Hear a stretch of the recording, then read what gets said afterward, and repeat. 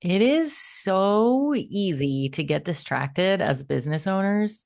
And if you're feeling confused, it's probably because you are. There's like 200,000 million things to do when you're building a business and running a business. And even if you're keeping track of it and you have an extensive to do list, it's hard to stay on top of it. It's stressful, it's overwhelming, it's a lot.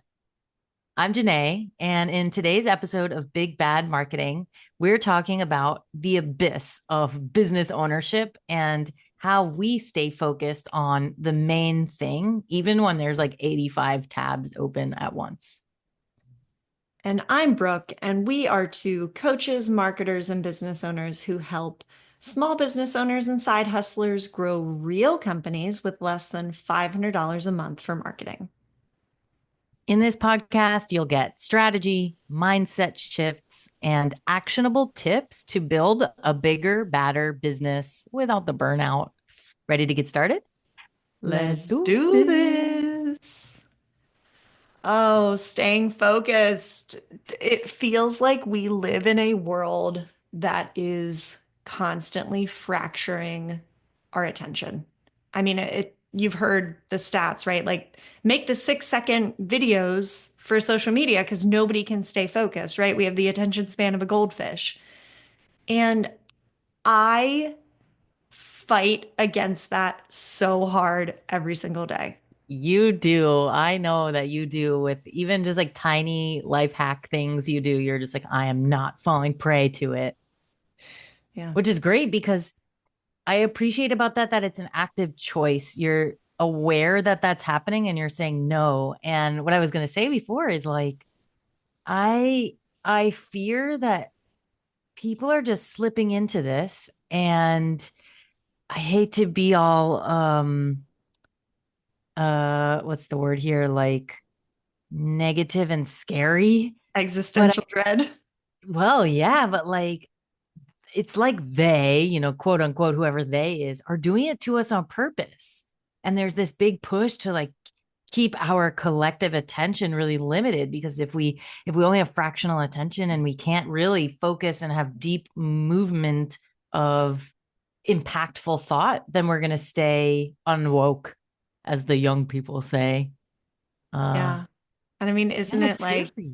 it's far easier to control someone in that way? Again, not to get too into the power of they, but there are companies, huge, massive companies out there who are vying for our attention at every turn. Like I was hearing the other day how the main competitor of Netflix is sleep.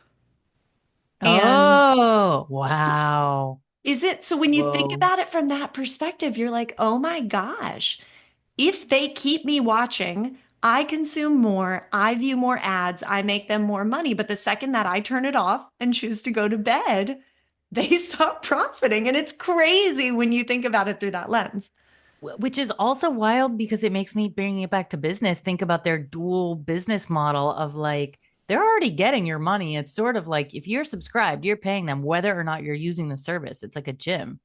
Uh, but the interesting point you're bringing up is that they are also profiting when you're watching actively because then they're showing ads that they're getting paid for every time they show the ad to a viewer, et cetera. So that's just, it's wild. Wow. It And what an is. interesting thought. Yeah, and it is. And as business owners too, especially if you are a small business owner and you're doing everything for your business, you're probably also running your social media channels. So that puts an expectation that you are present on those platforms, that you are giving your attention to them, that you are engaging with the community of people that you find there. And that's just yet another thing on the laundry list of things that we have to do as business owners. And the second you hop on those platforms, there goes 3 hours, and you're like, whoa, where'd it Yes. go? Yes, it's frightening, but I think in an effort to be like there is a positive to this and there are good things that can come from it, I'm like, let's figure out and let's talk through like why are we losing focus and what are the traps that we're facing aside from this like big brother is making us have fractional attention, which is scary, but I think the more you know about it, the better you're able to overcome it. Yeah. Um, And it's like, aside from just the scrolling, which, like, I think between Brooke, you and I'm the doom scroller here. And I'm just like, whether it's for our business or on my personal social media accounts, like, I so easily fall subject to that. Like, oh, this is interesting. Oh, that's interesting. Oh, let me keep going. And then, like you said, before I know it, it's midnight. And then I'm like, Brooke, I can't meet at 6 a.m. anymore. Yeah. I think the reason for distraction is such an important thing to distinguish. And there, to me, are sort of two very clear camps of this. Like, we are unfocused because of these things like social media, like temptations, like other things we think should take up our attention. But some of the periods in my life when I have been the most generally unfocused are just because I have a lot of life happening. And so my brain can't focus on what is sort of a menial task when I have so much life in the background, right? So it might be like a loved one is going through something and they have an illness, or you've had a death in the family, and like these seasons of life, or you have a new baby. And it's like there are seasons where your lack of focus is completely out of your control. And so all the things we're about to go through are sort of things that you can use and tools that you can use when you have a choice in the reason for the unfocused. But if you are just in a season of life, and I don't generally share a lot of personal things, but I'm trying to just be more of a real human and not such a robot. Let's hear it. Are And you an so, AI person? right? In the past couple years, my husband and I went through IVF, and that was a season where it was all consuming. It was all I could think about. It was all I could do. And I feel like my work really suffered during that season because I was constantly having fractured attention because my brain and my heart are with that. But yet Mm-hmm. I'm still trying to produce and do and be a productive human and a functioning member in this capitalist society. And it's like, I just want to say to the small business owners out there who are going through it, like, take those seasons, rest, focus on yourself, do what you need to do. Especially as a small business owner, one of the things we love most is the flexibility and the time and being able to take an hour in the middle of the day to go for a walk and try to reharness your energy in that way and just really pour love into yourself. So I just wanted to put that out there because if you're in one of those seasons, don't go like trying the Pomodoro method or anything because nothing is going to help you as much as just caring for yourself. And maybe it's okay to do a little bit less. Oh my God, so many things. First of all, thank you so much for sharing. I was like, I'm gonna do it. I also want to share more. Like, yeah, so we have lots of birthday parties over the weekends and social events. It's very hard. No, but for real, I appreciate you sharing all of that, and it makes it so much more relatable because those are really the big things. And the way we live right now, it's so hard to put aside this professional hat that we're wearing, aside from like the 17 hats that you wear as a professional, right? Like just that whole outfit, it's hard to take off and be like, hey, I'm a human being with a larger context to who I am than just like, do I produce enough? Did I get enough widgets out the door? Did I answer to my managers? And certainly in agency land before this, that was like a constant of like, are you hitting your deadlines? Are you getting your numbers in? Are you getting these things done? And I appreciate the machine like fashion that gets things out the door, but it's not in alignment with, at least for me, and it sounds like you, the lifestyle as a human being that I want to live. Yeah. Um, and it's funny because you're right. As business owners, we have the liberty to be like, I am taking a walk today. But we were just laughing about, we were like, wow, it's raining. Like it would be such a nice day to stay in bed, which we realistically totally have the power to do. And yet also we're working actively on being like, let's stay focused. Let's program ourselves. Let's have meetings and plans so that we don't just like lay in bed and the days go by and the needle doesn't move because we're just still kind of sitting where we are. Yeah. So And And It that, all rests on your shoulders at the same time as being like, I'm in charge. It's like, well, yeah, you're in charge. So are you going to take this thing somewhere? Or are you going to sit here? oh yeah. And that's probably a whole other podcast of just, the the being the small business owner who is responsible for making sure that the needle is constantly moving while also having to life. And I think we talk a lot about the power of having a partner in this and having someone that you can be accountable to and And with. with. Absolutely. Yeah. So, all right, back to some of the more, you know, Also, I heart you. I'm so oh, grateful for being yeah. partners in this. You're the best. And I'm like, every day you're like, look at this thing I made. And I'm like, you're a genius. You're amazing. Thank you so much.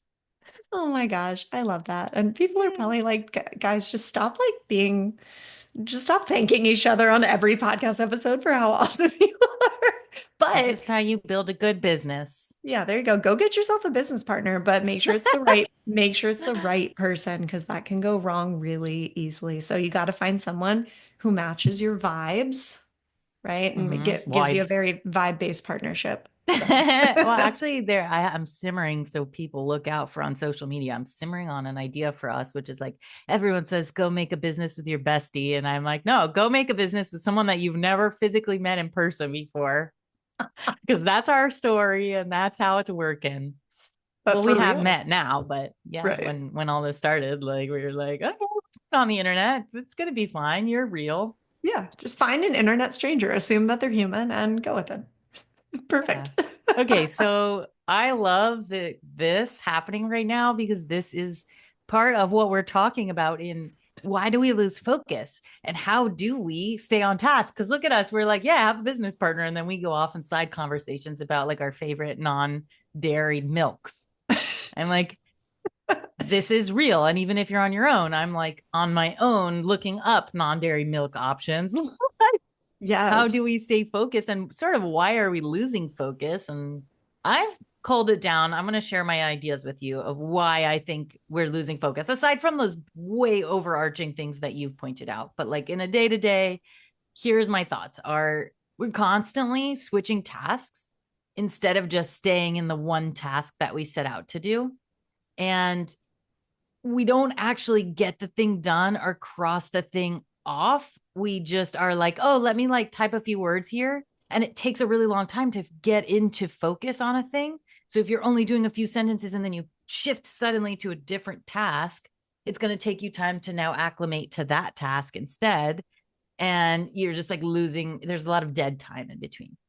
Yeah, we were not made to multitask. We are single task brains, and we have to respect that. Respect. Yeah. Mic drop. Okay, my next thought is about being overloaded. And this is such a big one when you're running a business because we constantly feel like we are at the base of the mountain and we're about to set off to climb up it. I feel like every day we're like still at the same place starting up the mountain and those are the hardest steps. And it's like okay, we have a lot to do and then the list is Mounting. mounting because we're going up a mountain in this metaphor. But it's not that we're like unmotivated or we're being lazy or we're unproductive. But it feels like all of those things because we have a mounting list of stuff to do and we're always actively chipping away at it, but we never quite sort of have this sense of like we're getting anywhere. And I think you and I do a good job of celebrating the little tiny chip aways that we do. But if you're not, it just constantly feels like you're overloaded and there's nothing to do about it. Yeah, it gives analysis paralysis vibes. Like I have so much to do that I don't know where to start. And I would venture a guess that 100% of small business owners have felt that way, where you're literally sitting in front of your to-do list and you're like, but, All of these are priority. yeah, like where am I even supposed to start? I have felt that way so many times in my life, not just as a business owner, but in a professional career where I'm, managing a team of people and also have my own work. And it's like all of the demand and expectation. So I think there's a piece of kind of releasing some of that expectation from yourself that you are this robot person who can just do all the time. And we'll talk about some strategies later in the podcast for how to overcome this. But yeah, the overload is so real. Wow. Yes. And all the things you're saying, it's just like the call, not to be again such a downer, but the culture and society we're living in, it's so hard to get out of this. You are here to be productive.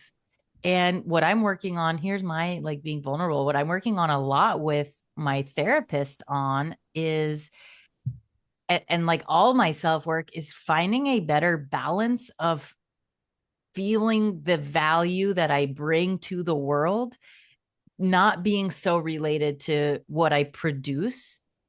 And there's the more that I step off of the pedal of like produce widgets, make more, do. And the more I can lean into like, I'm going to read a book now for funsies. This is like a crappy romance novel. Like I'm just going to read this.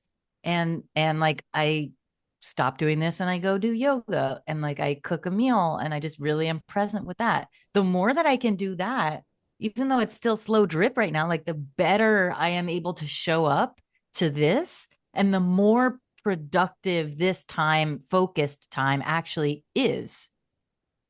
Yeah, I love that. And it's so funny because as I hear you say that, one, that's a really hard thing to do. And I'm like a total optimizer of a human. So I understand that 1,000%.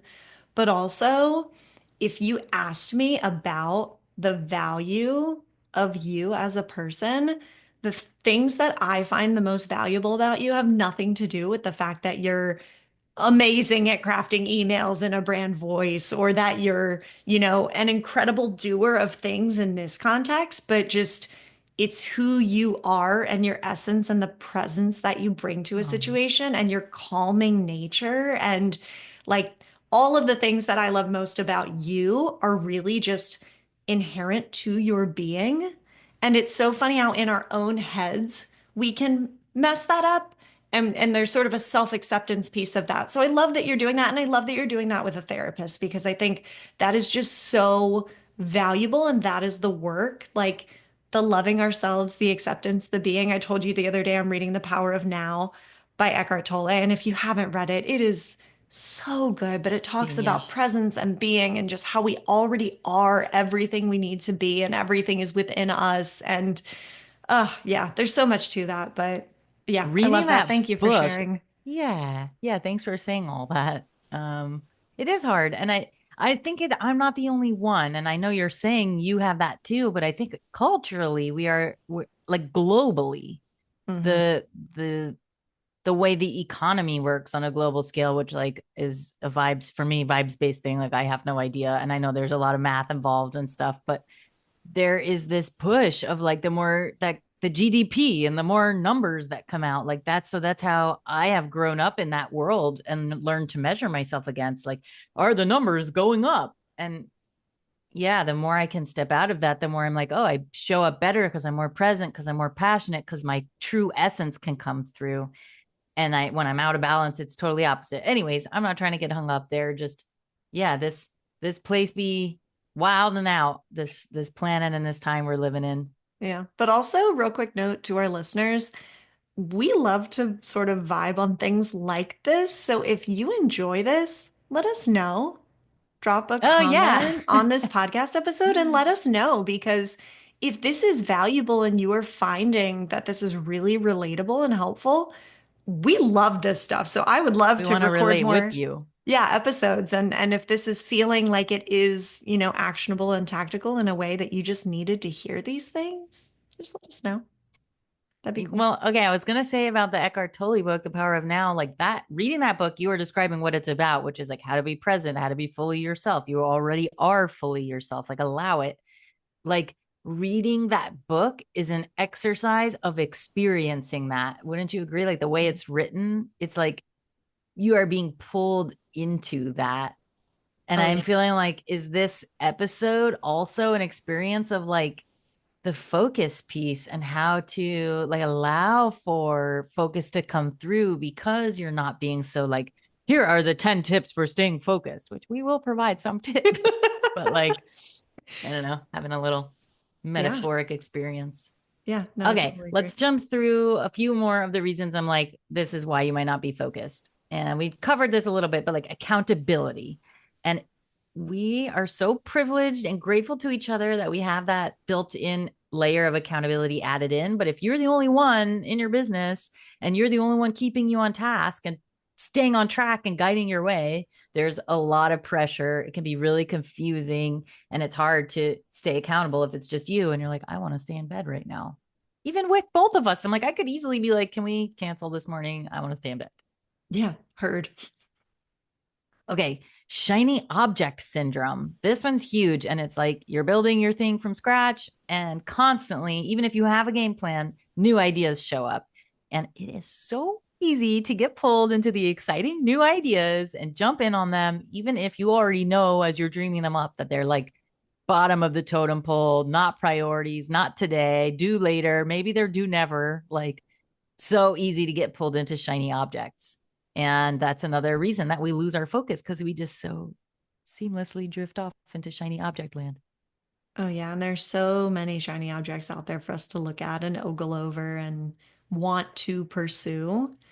So let's talk now about some of the ways that we can recenter the focus. Yeah, please. Yeah. The first one, and the one that we talk about all the time, keeping the main thing. So if you don't know your main thing, if you don't know your North Star, that is sort of the guiding light for everything that you do. So we talked in our podcast about North Stars, which we'll link in the show notes, about how our North Star at Big Bad Marketing is empowering entrepreneurs. So everything that we consider doing, we say, okay, is this going to empower entrepreneurs to get better at their marketing?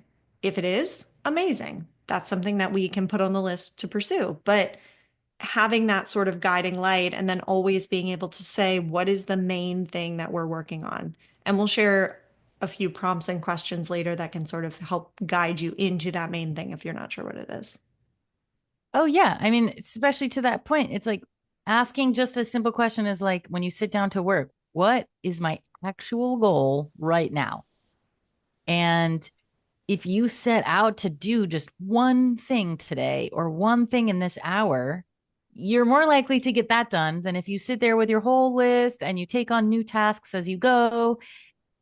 If you do that, you're just sinking your ship and nothing actually gets done. And the idea is to just be like, this is the goal and I'm going to complete this. Absolutely. And then keeping the outcomes in mind and not just the tasks. So, sort of circles back to the main thing idea, but realizing that it's okay to shift from a task to another task as long as it's all in service of that ultimate outcome. Yeah, I couldn't agree more because I was having this experience yesterday where you and I aligned on a thing. We were like, this is the next step. This is the next step. Great. Then I got into doing the next step and was like, oh, there's like three more steps that we didn't really think about that I now have to pivot and go do those three steps to make this happen. Then I can close this off. And that's like I think the quintessential reason that everything gets thrown off and we underestimate how much time things are going to take because as you actually dig in and do them, more reveals itself that needs to be done, which is fine. But it's like, can I zoom out and be like, which elements of this really need to be done before I can close this task versus is this a separate task entirely? And am I just being perfectionism, overzealous? This needs to be perfect versus just like, okay, it's okay, just like this. And let's just close this task off and get it forward. Yeah, and I think there's an element of that sort of pre-planning of, okay, when we think through the task real quick, it's it appears on the surface like 10 minutes and we're done. Easy. And then when you get into it, it does balloon. And that is absolutely an exercise in proper, what did we used to call it in software world? Proper scoping of the task Oh, I like and that. recognizing when something is going to take 15 minutes and when it's actually 2 hours. And I think there is some value in taking 5 minutes at the start of a task to really figure out what it is that needs to be done, and that can accelerate everything else. I totally agree. And I also realize it's hard because sometimes you just don't know really the what did you call it? The The complete scope. scope. Yeah. Yeah. Well, the complete scope of something until you're literally digging into it and you're like, oh. Yeah. So being also in a state of flexibility with the focus, I think is key. And that's where I'm going with like, that's what I'm trying to work on myself of like being in flexibility with like, I am focused on building this business. I am focused on all these other zillion things, which doesn't help the situation, but, and it's okay to, realize as you're doing whatever it is that you are being focused on, that other things come up. And how easily can you, do an arm wave, like how easily can you flow with what comes is what I'm trying to demonstrate with my body right now. Because, okay, the truth is that like it is overwhelming and it is so hard to stay focused because we're constantly losing focus. And I'm constantly calling you, Brooke, like I'm lost my focus. And then you start losing your focus and we both spiral. Yeah, I hear that. And I think we sort of use each other to pull ourselves out of that analysis paralysis abyss. And so for our listeners who are, juggling ideas, to-dos, and brain tabs, I think they might be able to get a lot of value out of our monthly newsletter. Yes, yes. Sign up for the Big Bad Marketing newsletter. It's totally free. It's full of actionable tips, ideas, small business inspiration so that you can stay focused on what matters instead of falling into the abyss. It's like a monthly nudge to back up your main thing and climb out of that overwhelm. Yeah. So if you're like us and your brain could use a little bit of structure and a lot of support, we'll drop a link into our show notes, or you can go directly to bigbadmarketing.com/newsletter. Hop on the list. We'll send you a nice little freebie with our marketing levers, and you'll begin to receive our monthly emails. And we'll send you just things that are helpful, funny, entertaining, and lots of goodness. And the last thing we'll mention for kind of ways that we recenter the focus is choosing what you're working on, not letting it choose you. So I met a girlfriend for lunch yesterday who was sort of in this social media overwhelm. And one of the things that we talked about is that I am very intentional about plotting the direction of my day and not allowing others to dictate what I'm doing. So by that, I mean, I'm not scrolling and seeking to be entertained because that is such an easy way to fall into shiny object syndrome. And now I'm interested in this thing and I want to go read this article and I want to go listen to this podcast. So I sort of say, these are the things I'm interested topically that I'm interested in right now. And I'm going to seek those out intentionally. I'm going to go find the podcasts I want to, learn from. I want to go read the books that I want to read, and I'm not going to let other people dictate. So really important to just start your day, at least for me, with my to-do list and my priorities and those of the business instead of going to my email and letting someone else tell me the thing that I should be focusing on right now. Oh, yeah. I remember reading once a stat about if you spend the first part of your day checking your emails, like you jump in the morning. This is especially true, I think, for like 9 to 5ers, Yeah. um, or like corporate agency land type situations. But if you spend the first part of your day reading emails, your whole to-do list, whatever you're setting out to tackle, just goes to the wayside because you're just like, oh, what did exactly what you're saying other people want from me today? And there's actually a lot that says don't read your emails till like 10 a.m., 11 a.m. after you've done a few of the key things that you're like, this is what I'm going to get done today. Then you can check your emails. And I think there's like this fear that it's a faux pas of like you're not on top of it and you're not with it and you're not showing up active, especially if you work online and you don't respond to emails till, 10 o'clock. Like people Right. can be like, what? But that's a fear to face and put all that stuff outside of your focus until you get your stuff done. I love that. Yeah. All right. So Will why don't we you? go through Oh, like a yeah. quick hit list of some of our favorite ways to stay focused? Because I have a lot of them. Please, why don't you rapid fire some of your super duper productivity tips All right. by Brooke? All right. I like that. Make that a section of the newsletter. So I am Yes. actually And then I quite can wait. And then my section can be super duper non-productive tips. I so love just to that. balance it out. Yes. Um, Look up non-dairy milks. right. Number one. So I always leave my phone downstairs while I am working in my upstairs office. So if you are someone who has a separate office space that you go to, keeping that as a phone-free zone, I have found to be incredibly valuable. Even just keeping it outside the door, keeping it in another room. The thing that I would highly encourage you not to do, because they've done studies on this and proven that if your phone is on the desk near you, or like if you go to a restaurant with friends and your phone is on the table, you are less involved in the things that are happening because in the back of your mind, it's like, oh, something might come through on that phone. Let me check it. Let me check it. Let me check Mm. it. And how compulsive is that? So if you can separate, leave your phone in a different room, I love that. That is one of the best things that I do. I also use the focus mode on my phone from 9 a.m. to 3 p.m. And it only allows calls from my parents and my husband, and nobody else can reach me during that time.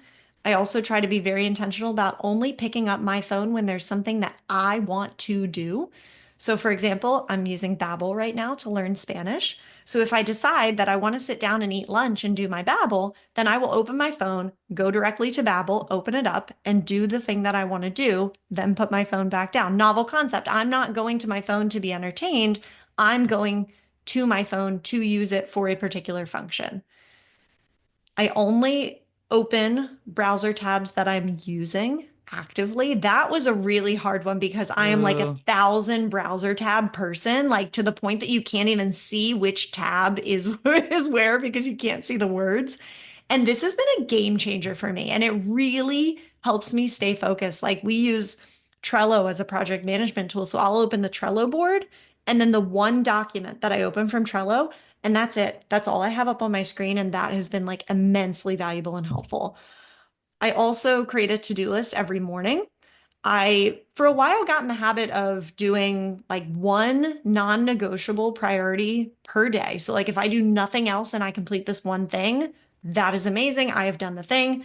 And then two things that are important but not urgent, and three things that are more like life tasks, like lower priority things that I would love to get done, but the world doesn't crumble if I don't get to it, right? Like, one of the things we do here at Big Bad Marketing, we record these podcasts, we do associated blog posts. So sometimes a blog post will fall to number 3 on the to-do list because nothing's going to burn down if I don't get the blog post out today. But if I finish my ones and twos, that's a really logical next place for me to land. Um, if something suddenly comes across my brain, like the non-dairy milk, I just jot it down, write it down for later. I don't try to actually like figure that out right now. And I don't let it keep mental space. And then always asking, what is the next most important thing? And what one thing can I finish in this next period of time that's going to help me feel accomplished? And that sort of goes back to the main thing idea. Whew, I know that Wow. was a lot. That was awesome. You're superhuman. This is why this is your super Brooks super duper list of productivity hacks. Yeah. And I Um, will say not being on social media helps. Is yeah, that time? yeah, I love this, and I love how against the conventional just do what the sheep do and scroll around thing this is. So yay you claps. My favorite Thanks. was do one one, two twos, and three threes. I love that. I'm gonna try and adopt that because I also make giant lists. We both like show compare notes literally on screen with like our ridiculous book of notes. Yes. And that has really helped me stay organized. My partner like struggles with he's like, you just write that down every day. You rewrite all this stuff. And like, I don't even have time to look at my to-do list. But I'm like, I bet if you tried writing it down, but everyone has their own method. Like he likes to keep it in his app and then it alerts him when it's time. Like he sets times up for the things to get done. And I'm like, that would drive me crazy because if what if I haven't gotten the last thing done? I don't need to be reminded that I need to get the next thing done. But that's neither here nor there. I love that whole list. Um, one sentence of how those doing all of those things has like changed your life. Go. Ooh, just focus. I can One actually word, focus. legitimately focus on one thing at a time. And I don't feel like I am constantly being drawn to context switch. So, what would you add? Yeah, Anything else? stay focused on the task. I don't think so, but I'm thinking that we need to, make another episode here on like what you can do to keep it all together, aside from your super duper list of like highly actionable tips, which almost all revolved around phones and devices, I will say. So Hmm. there's another thing about the sheep thing, whatever. I'm really honing in on that. Um, but yeah, I think that it would be great to cover a little bit about how to keep it together and what tools that we're using when we're in the day to day of like actually grinding and doing work to make that happen and move projects forward, and keep the overwhelm down with some different mindset shifts. Yeah. So Sounds look like out a for a future. great Friday bonus episode. So, Yeah, yeah. look out for a future episode on that. And Yeah. while you're here and listening, thank you so much for listening. And go ahead and subscribe so that you always catch all of the amazing Big Bad Marketing Podcast episodes on Apple, on Spotify, and comment below. Let us know what you think. Thanks for listening.